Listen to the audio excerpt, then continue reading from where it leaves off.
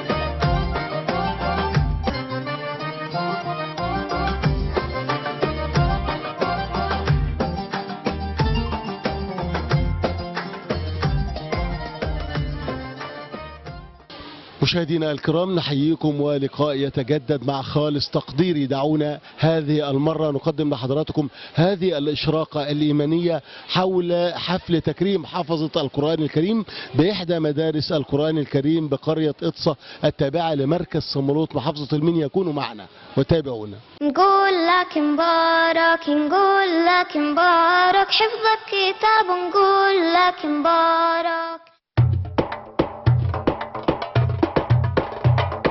نقول لك مبارك، نقول لك مبارك، حفظك كتاب نقول لك مبارك.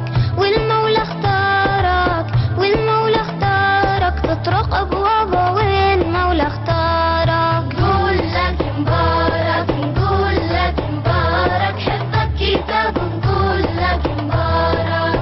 والمولى اختارك، والمولى اختارك، تطرق أبوابه والمولى اختارك.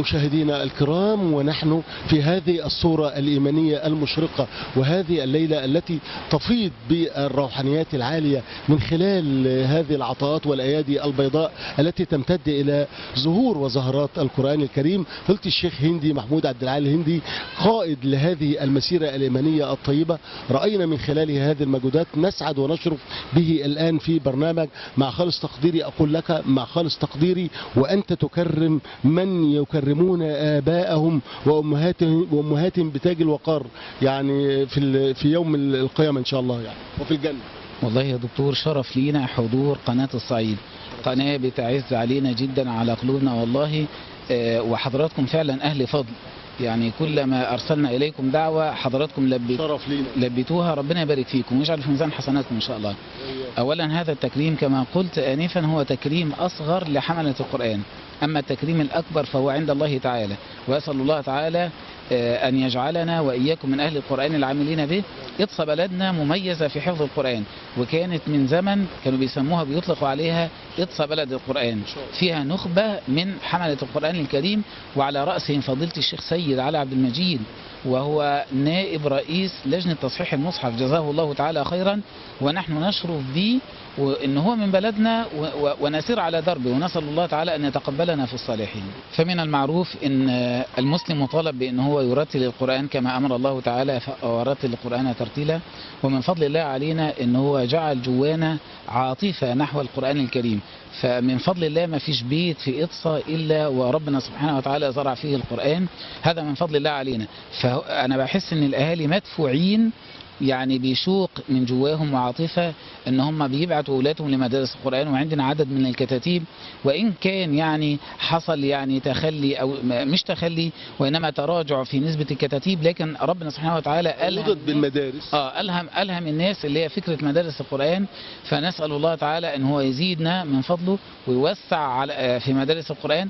ولكن نسأل اهل الخير ان شاء الله، يعني ربنا يجعله في ميزان حسناتهم، ان هم يعتنوا بمدارس القرآن، لأنها بتعاني، ليس مدرستنا فقط وإنما كل المدارس بتعاني من الإنفاق المادي عليها. لا حضراتكم عارفين إن إلى دعم طبعا وعمل تطوعي رباني خير. أيوة فعلا، لأن الاشتراك بيبقى ضعيف خالص، ويعني يكاد بالكاد إنه يكفي حاجات بعض المعلمين. فإذا ما قمنا بعمل حفلة كهذه، كفالة الحفاظ اللي هم لا يستطيعون بالضبط، فضلا عن ان احنا لو في حفلة زي دي يعني تم الانفاق عليها بسخاء من اهل الخير بفضل الله تعالى ومن اهل، كانت فقرات متنوعة ما شاء الله، يعني اضافت بهجة زيادة او من لا نقول زيادة، ولكن يعني هي يعني جاءت تناغما مع بهجة القرآن. من فضل الله تعالى علينا وعلى الناس ان ربنا سبحانه وتعالى جعل لهذه الفقرات البسيطة قبول عند الناس. واهم بقى من التكريم ان الناس بفضل الله يعني بتعتني بفكرة ان هم يبعتوا اولادهم ويستمروا على تحفيظ اولادهم، وبيبقى الواحد فيهم حريص ان ابنه يختم، وبيبقى عنده. انا سمعت ان بعض اولياء الامور كان بيقول لابنه انا عندي ان انت تحفظ القرآن اهم عندي من التعليم. فيعني هو هذا المنطق العفوي العامي بيدل على العاطفة والفطرة السوية اللي عند الناس في حبهم للقرآن الكريم. ربنا بيديله الجايزة وابنه بقى متفوق. ما فيش واحد حافظ القرآن الا ما كان متفوق. كلمة أخيرة يعني تقولها، يعني جديد هذا العام رأينا في قادم الأيام، إلى أي مدى تتمنى أن تصل مدرسة القرآن إن شاء الله؟ أسأل الله تعالى أن يوفقنا. احنا عندنا طموح أن تكون مدرسة القرآن، لازلنا حتى الآن نقرئ برواية حفص. يعني عندي طموح أن ربنا سبحانه وتعالى يجعلنا من أهل القرآن القائمين عليه في الدنيا إن شاء الله، وأن يكرمنا به في الآخرة. فعندي طموح أن هذه المدرسة إن شاء الله يبقى فيها عدة روايات وعدة قراءات. ده طموحي بعد كده، وأن يكون صرح تعليمي قرآني كبير، ليس الروايات فقط وإنما حتى علوم شرعية من خلال الأزهر الشريف والمؤسسات الشرعية الدينية، المؤسسات الحكومية في البلد. نسأل الله تعالى أن هو يجعلنا ممن يتصدر هذا المشهد لله خالصا لوجهه، يبقى روايات للقرآن وعلوم شرعية، علوم تخص القرآن الكريم. إن شاء الله. شكرا الله لك فضيلة الشيخ هندي، ومزيدا يا رب من العطاء والتوفيق بإذن الله، وجزاك الله كل خير. وإياكم، والله شرف لي ان انا اشوف حضراتكم، وحضراتكم يعني تشرفونا في هذه الليله الكبيره. والله هو ده عهدنا بيكم ان انتم دايما اهل فضل. جزاكم الله عنا خيرا. ربنا يبارك فيك مولانا. مشاهدينا الكرام متواصلون معكم، ولكن بعد فاصل قصير ارجو ان تتفضلوا بالبقاء معنا. والمولى اختارك، والمولى اختارك تطرق ابوابه، والمولى اختارك يا ربي العالي، يا ربي العالي اقبل دعائي، يا ربي العالي، يا ربي العالي، يا ربي العالي اقبل دعائي، يا ربي العالي.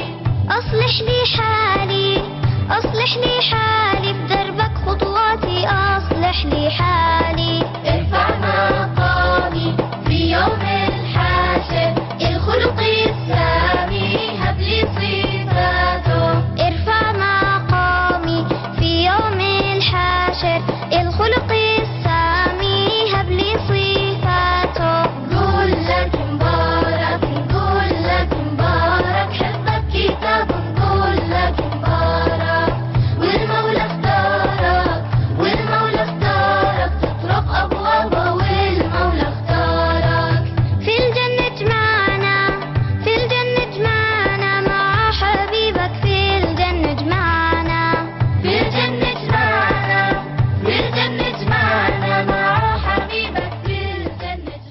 مشاهدينا الكرام مع أصحاب الأيادي البيضاء وعدد من المكرمين والمكرمات، الكابتن علي حلمي وعدد من أبنائنا الجمال. أهلا بحضرتك، يعني كل سنة وحضرتك طيب. شرفت بسعادتك، كل سنه وحضرتك بخير. وأنا بشكر حضرتك هذا الدعم اللي شفناه النهارده وصنع هذه الصورة الإيمانية المشرقة الطيبة يعني. ربنا يبارك في حضرتك. والله المدرسه بتقوم بالعمل الفاضل ده كل سنه، وكل سنه بتزيد عدد الطلاب. يعني ربنا بيكرمهم الشيخ هندي والمعلمات بتوع مدرسه عمر بن الخطاب، ما شاء الله عليهم بيجتهدوا طول السنه والله، بيلقوا الثمار ديت في اخر السنه زي كده، وبيحاولوا يجتهدوا ان هو يكرموا الاطفال والكبار على اساس ان هو يحسوا على كده، وبعد كده يزيد المعرفه. معروفه اقصى البلد من زمان، يعني بلد قرآن، يقولوا اقصى بلد القرآن. هي فيها كذا عالم والحمد لله، ربنا يبارك لنا فيهم يا رب، ونشكر المعلمين والمعلمات. حضرتك حريص على تعليم الأولاد يعني. طبعا والله انا معايا اولادي يعني كل يوم في مدرسه القرآن، وما شاء الله يعني بيحاولوا كده ان شاء الله يكونوا ختموا القرآن في اخر السنه يا ان رب شاء الله. ان شاء الله، ربنا يبارك فيك وفيهم. اتعرف عليك يا نورهان علي، اهلا وسهلا. سنه كام؟ تالتة اعدادي. ازاي فعلا يعني تشجيع الوالد بيخليكي فعلا تقبلي وانت حابه وبتحسي كده ان في حياتك بتتغير للاحسن؟ كلميني كده. هو والله بابا بيديني روح القرآن. ايه اللي اتغير في حياتك اول ما ابتديتي تحفظي؟ في حاجات كتير اتغيرت وبدأت أحب القرآن ولغاية ما وصلت لربع ياسين، وبحاول إن شاء الله أختم. طمنينا على مستواك الدراسي. كويس الحمد لله. ربنا يوفقك. عربي؟ ملك علي اهلا وسهلا. سنه كام؟ في الصف الثاني الثانوي. ما شاء الله. اكيد يعني حرصك على القرآن بيبقى بيوازيه يعني حب للتعليم وتفتيح للمدارك، مش كده ولا؟ طبعا. احكي لي كده، حافظه قد ايه؟ فوق فوق الربع قرآن. لكن ناويه ان شاء الله تكملي؟ ان شاء الله باذن الله. ليه كل بنت كده يعني للاسف لم تحفظ ونفسها تحفظ يعني؟ هو ما فيش بعد القرآن، لان هو اللي هيفضل معاكي في الدنيا وفي الاخره يعني يا ابراهيم. كابتن ده يحفظ ولا لا؟ اسمك ايه؟ محمد علي. اهلا يا حبيبي. رحت مدرسه ولا لسه؟ لسه. سنه كام؟ ما لسه. لا ده انا كنت اقول لك سنه كام، بس انت لسه. انت ما رحتش حضانه؟ رحت حضانه تانية مش كده؟ كي جي 1 كي جي 2 زي ما بيقولوا يعني. حفظت قرآن ولا لسه؟ طب حافظ الفاتحه؟ حافظ ما شاء الله. يعني انت حافظ جزء عامه يعني ولا ايه؟ طب قول لي كده، قول لي كده، قل هو الله احد. طيب حد. قل هو الله احد الله الصمد لم يلد ولم يولد ولم يكن له كفوا الله احد. ما شاء الله. نقول لك مبارك، نقول لك مبارك، حفظك كتاب نقول لك مبارك. نقول لك مبارك، نقول لك مبارك، حفظك كتاب نقول لك مبارك. والمولى اختارك، والمولى اختارك تطرق ابوابه، والمولى اختارك. نقول لك مبارك، نقول لك مبارك، حفظك كتاب نقول لك مبارك.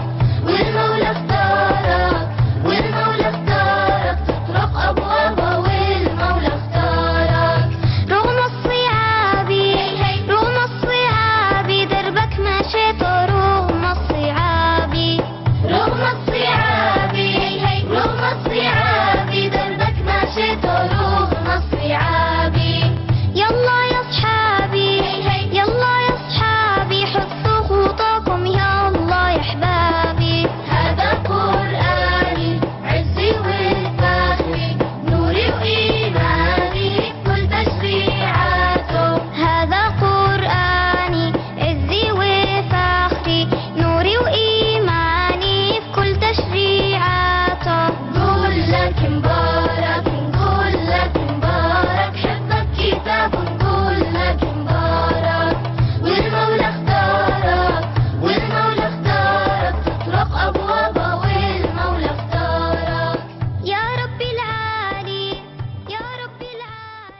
مشاهدينا الكرام، ما أطيب هذه اللحظات الطيبة التي نعيش فيها مع أهل القرآن. يمكن وجه مشرق محترم، دكتورة أمنية من الناس اللي هي كان ليها دور واتكرمت النهاردة في حفل القرآن الكريم لإحدى مدارس القرآن الكريم بإقصى. بقول لك كل سنة وأنت طيب. السلام عليكم. وحضرتك طيب. وعليكم السلام ورحمة الله وبركاته. طبعا بنقول يعني ما أطيب إن الإنسان يعني يعيش هذه الأجواء الطيبة مع تكريم حافظ القرآن الكريم.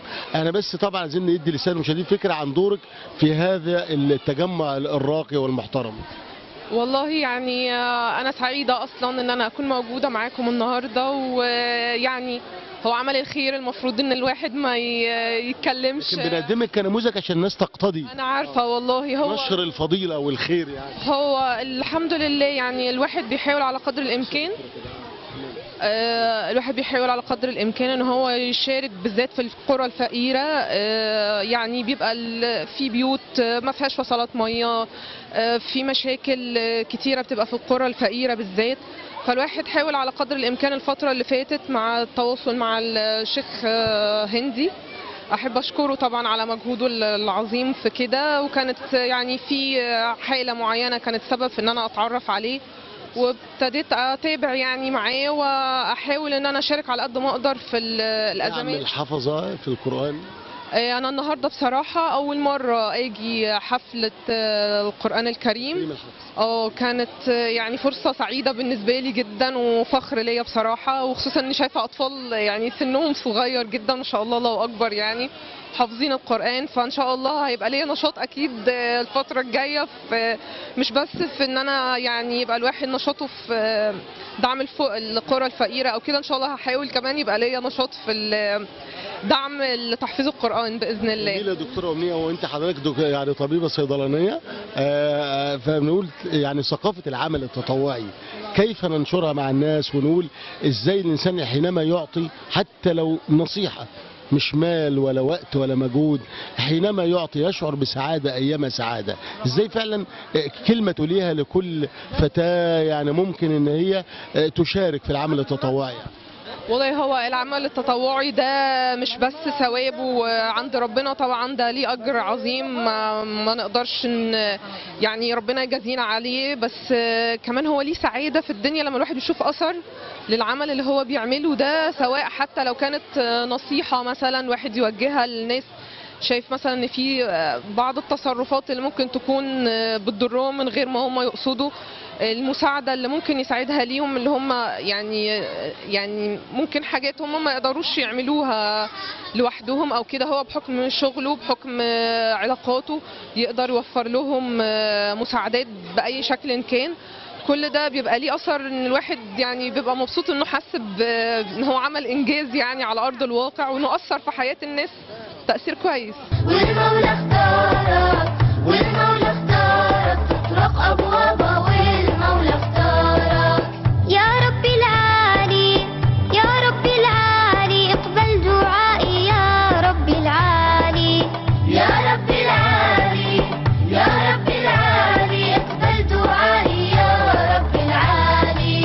اصلح لي حالي، اصلح لي حالي في دربك خطواتي، اصلح لي حالي. ارفع مقامي في يوم الحاشر، الخلق السامي هب لي صفاته. ارفع مقامي في يوم الحاشر، الخلق السامي هب لي صفاته. قول لك مبارك، قول لك مبارك، حبك كتاب، قول لك مبارك. والمولى اختارك، والمولى اختارك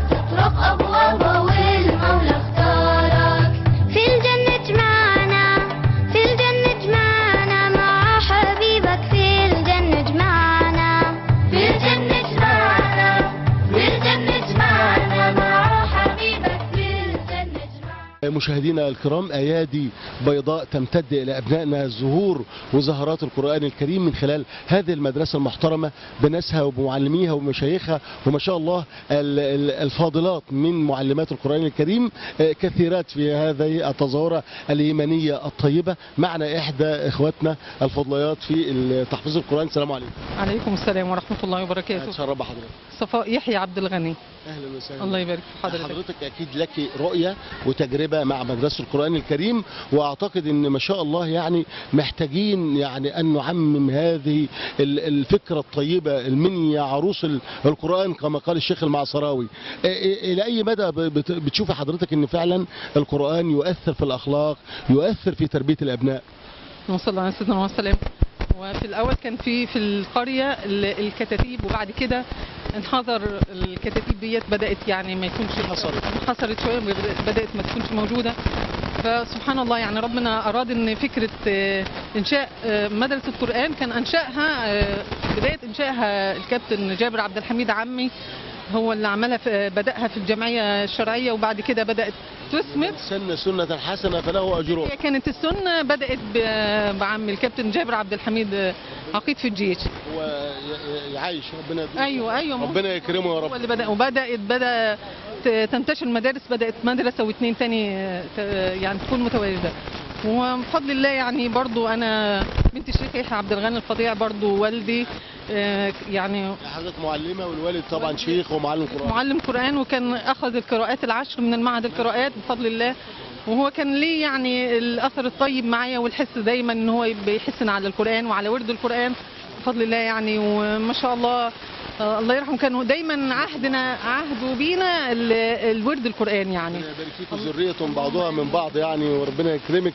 بنقدم حضرتك نموذج طيب لاخواتنا معلمات القرآن اللي هم فعلا بيأثروا تأثير ايجابي في اولادنا. بفضل الله. ايوه طبعا، هو القرآن دايما احنا بنعلم القرآن وبنعلمهم اخلاق القرآن يعني. ما دي اهم حاجه، دي اهم. دايما نقول لهم الرسول صلى الله عليه وسلم كان خلقه القرآن، كان قرآنا يمشي على الارض. كل ما يعني اي آية بنمشي احنا بنعلمهم القرآن تكون متواجدة معانا، بنأثر بيهم فيها يعني، نحكي معاهم فيها ونقتدي بيهم بيها. ربنا يكرمك يا استاذ صفاء وفي ميزان حسناتكم. واسمحي لي نتكلم مع زهرات القرآن. تعرف عليك اسمك ايه؟ رافضة. انت كنت عايزه تسجلي معايا ليه بقى؟ عايزه تقولي ايه؟ عايزه تقولي ايه؟ طب انت مبسوطه صح؟ ايوه. مبروك اولا الجايزه الجميله دي. أيوة. مبروك يا رهب. حافظه قد ايه يا رهب؟ جزء واحد؟ احنا عايزين 30، عايزين 29 كمان. ماشي؟ مبروك يا حبيبتي. اسمك ايه؟ رنا رضا. رنا؟ اه. رنا انت في سنه كام؟ 5 ابتدائي. حافظه قد ايه؟ 2 ان شاء الله. انا زي ما سالتها هي مبسوطه، انت مبسوطه برضه ليه؟ عشان الجايزه؟ لا. ولا عشان حافظه؟ ولا لا. عشان ايه؟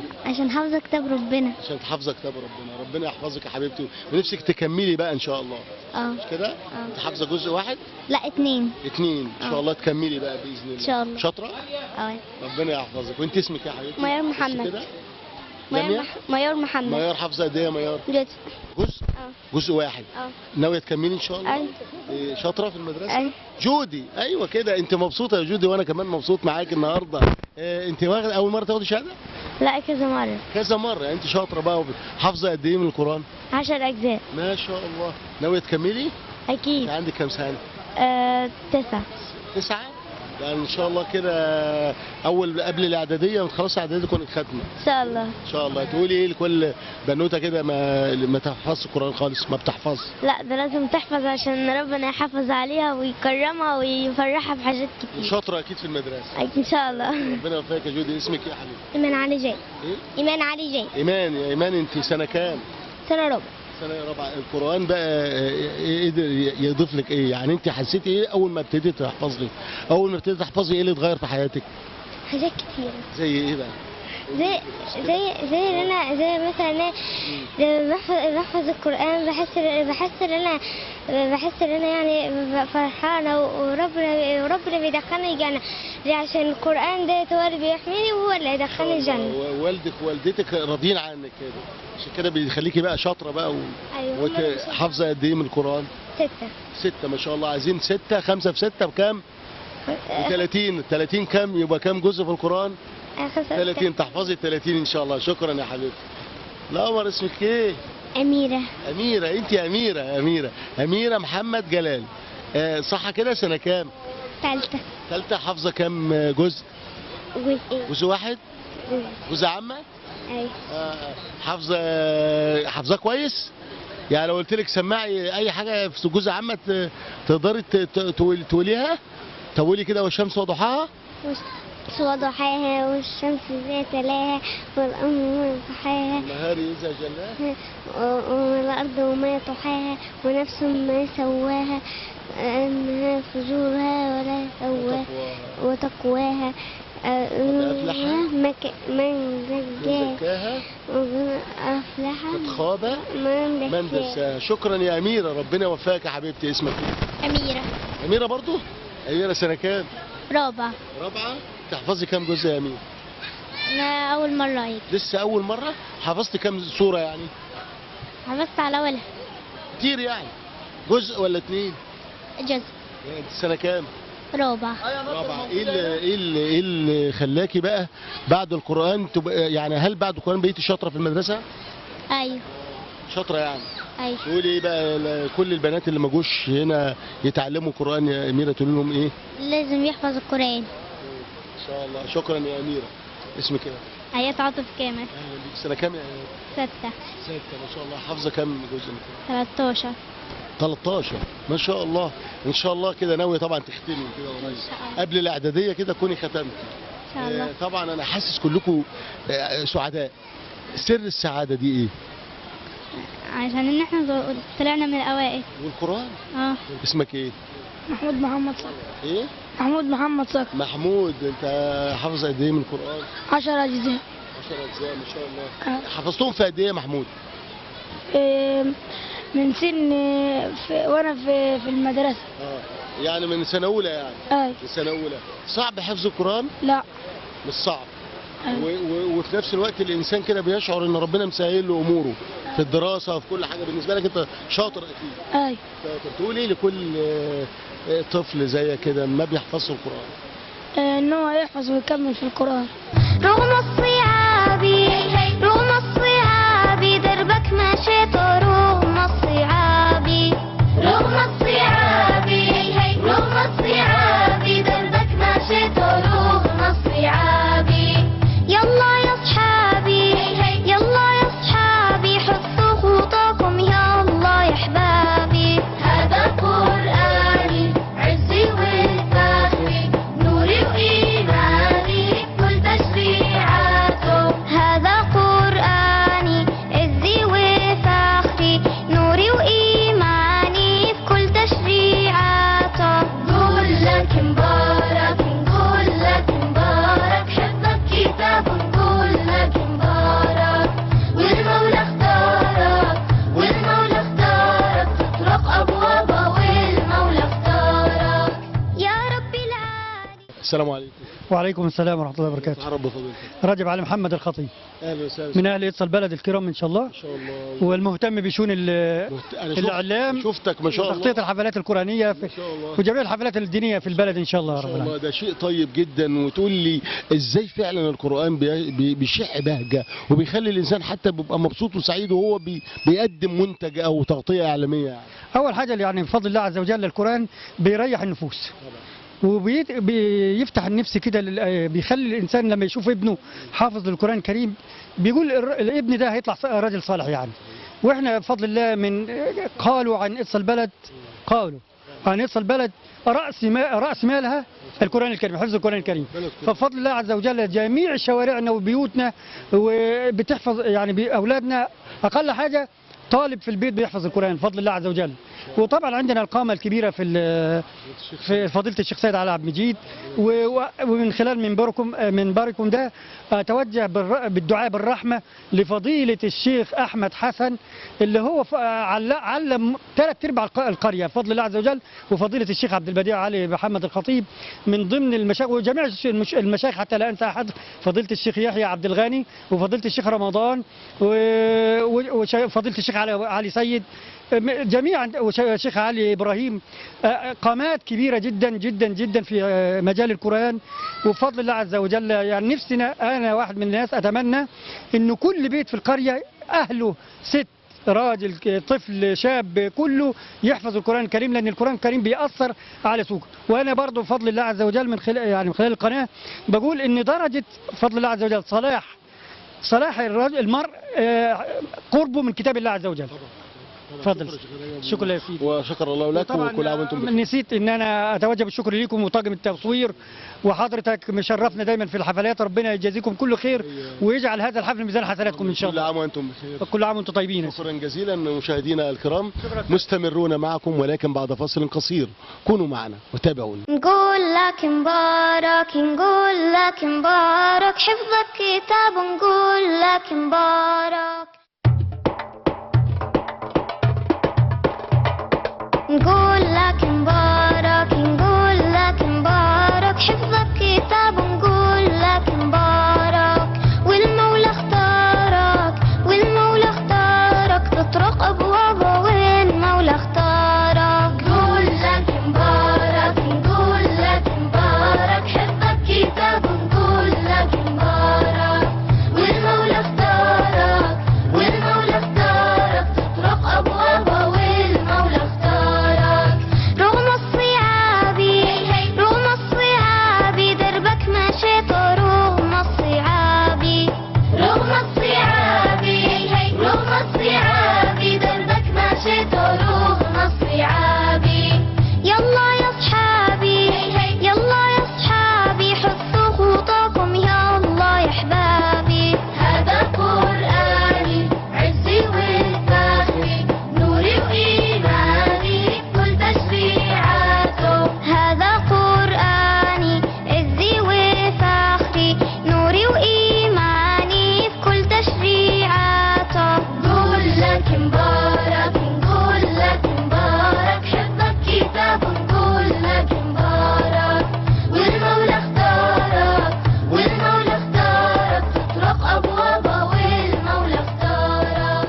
يا رب العالي، يا رب العالي. مشاهدينا الكرام، كانت تلك إشراقة وإطلالة إيمانية في برنامج مع خالص تقديري وتكريم حفظة القرآن الكريم بإحدى مدارس القرآن الكريم بقرية إطسا التابعة لمركز صمولوط محافظة المنيا. كل الشكر والتقدير للقائمين عليها، والشكر موصول لحضراتكم على طيب المتابعة، وإلى اللقاء.